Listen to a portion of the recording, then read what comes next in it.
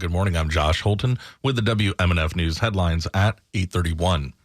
According to a police report, Tampa Police Department detectives are investigating a homicide on the 8500 block of the Courtney Campbell Causeway after a 7-year-old was shot last night around 8 o'clock.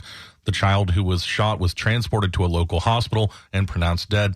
A second victim was an adult man. He suffered a gunshot wound to his hand and was transported to a local hospital with non-life-threatening injuries. Apparently, there was a dispute between two groups. The scene is still active, with officers gathering evidence and speaking to witnesses. Anyone who may have information that could assist detectives with their investigation is asked to call 813-231-6130. Cuban migrants have been taken into custody by Border Patrol in Key West. Alexa Herrera has more. In the past week, 35 migrants were taken into custody after their boat reached the shores of Key West. 3 men were intercepted on July 2nd, as well as 32 people on July 4th. As of May, officials with Miami's Customs and Border Patrol field office have encountered more than 120,000 migrants traveling by boat. That's more than 4 times the total amount from 2022, as federal and state sanctions have slowed landings. The majority of boats are intercepted ahead of reaching the Florida Straits. Miami Border Patrol Sector Chief Adam Hoffner said in a tweet that all migrants will be medically screened and processed for removal. I'm Alexa Herrera in Miami. The Tampa Bay Times reported that many of Florida's Latinx evangelicals are still backing Governor Ron DeSantis in spite of his law impacting immigrants that just passed. Cesar Cardenas is an American pastor and spiritual leader at Tampa's Iglesia Jesus es la Vida, which is Jesus' Life Church on Skipper Road.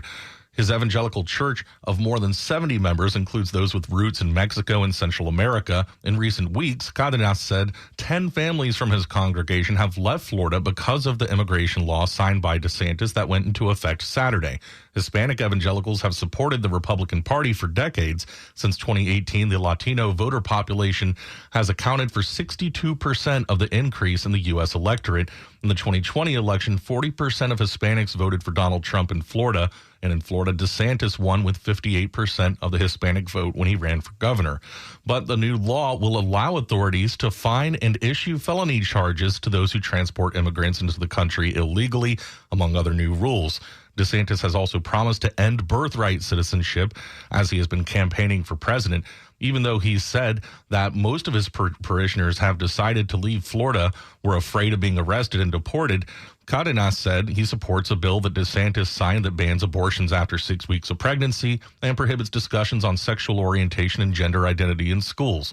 Pastor David Cantillo, the leader of Iglesia Tampa para Cristo, criticized the immigration law. Cantillo is discussing the impact of the legislation regarding health care and hospitals with his community.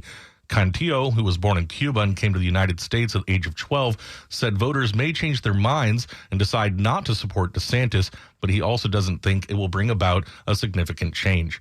Voter registration groups in Florida may continue their work with fewer restrictions after a federal judge temporarily blocked parts of a new state elections law on Monday. Valerie Crowder has more. One day before Independence Day, U.S. District Judge Mark Walker issued a preliminary injunction shielding voter registration groups from 2 of the new law's provisions. One provision prohibits anyone who's not a U.S. citizen from handling or collecting voter registration forms on behalf of a group that registers voters. Another prohibits those groups from keeping personal information from voters to use for reasons other than registration, such as reminding voters of upcoming elections. Walker's ruling signals that the new restrictions will likely get struck down. And that's what several voter registration groups and employees of those organizations who are suing would ultimately like to see happen. I'm Valerie Crowder. Florida now has a permanent sales tax exemption on many essentials for babies and toddlers. That's after Governor Ron DeSantis signed a package of sweeping tax breaks, including for diapers. That went into effect July 1st. Here's the governor at a recent press conference talking about the bill. Wipes, diapers, clothing, cribs, strollers, all those other things are going to make a big difference for Florida families. Breast pumps and incontinence pads are among the tax-exempt items. The law also includes a number of temporary sales tax holidays on other items like storm supplies. One of those is coming up from August 26th to September 8th. Now for the weather, it is warm and sunny in the Tampa Bay area. There's a heat advisory in effect from 11 a.m. this morning to 7 p.m. this evening. Heat index values up to 110 degrees. Try to stay inside if you can, stay hydrated, and get some AC. Highs today in the mid-90s, overnight lows in the upper 70s, possible thunderstorms today after 1 p.m. I'm Josh Holton with the WMNF News headlines.